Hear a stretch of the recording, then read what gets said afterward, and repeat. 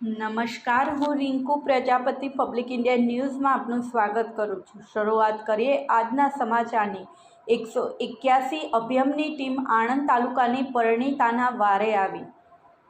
આણંદ તાલુકાના એક ગ્રામ્ય વિસ્તારની પરિણીતા પર તેના પિયર અને સાસરી પક્ષના સભ્યો દ્વારા ત્રાસ ગુજારવામાં આવતો હોવાથી તેણીએ 181 અભિયમની ટીમની મદદ માંગી હતી, જેથી અભિયમની ટીમે પરિણીતાનું કાઉન્સેલિંગ કર્યા બાદ સુરક્ષા માટે નારી ગૃહમાં મોકલી આપી છે।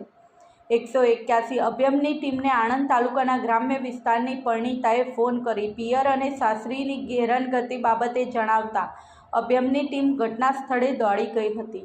પરિણીતાને સરકારી નોકરી કરવાની ઈચ્છા હોવા છતાંય પિયરના સભ્યોએ 19 વર્ષની ઉંમરે તેણીના લગ્ન કરી દીધા હોવાનું જણાવ્યું હતું। લગ્ન બાદ તેણીએ ભણવાનું ચાલુ રાખ્યું હતું અને સરકારી નોકરી મેળવવા માટે 2 માર્ક્સ માટે રહી જતા પતિ દ્વારા મેણાટોણા મારી તું કંઈ નહીં કરી શકે તેમ જણાવ્યું હતું। લગ્ન જીવનના 8 વર્ષ દરમિયાન પતિ દારૂ પીવાની ટેવવાળો હોવાથી પરિણીતાએ પિયરમાં અવારનવાર છૂટાછેડા લેવાનું કહેવા છતાં પણ પિયરવાળા દ્વારા હૈયાધારણા આપી તેણીને પિયરમાં લઈ આવતા હતા।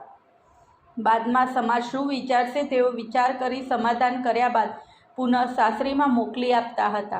હાલ પરિણીતા છેલ્લા 8 માસથી પિયરમાં જ રહેતી હોવાથી પિયરના સભ્ય દ્વારા પુનઃ સાસરીમાં મોકલવાનું કહેતા તે પિયરમાંથી નીકળી ગઈ હતી ને એક બહેનપણીના ઘરે આશરો લીધો હતો। અભિયમની ટીમ દ્વારા પિયર તેમજ સાસરી પક્ષના સભ્યોને સમજાવ્યા હતા, જોકે પરિણીતા ખૂબ જ ટેન્શનમાં હોય ને પિતા ઉપર પણ વિશ્વાસ ન હોવાથી પરિણીતાની સુરક્ષા માટે નારી ગૃહમાં મોકલી આપી હતી। આ સાથે આજના સમાચારને અહીં સમાપ્ત કરીએ છીએ।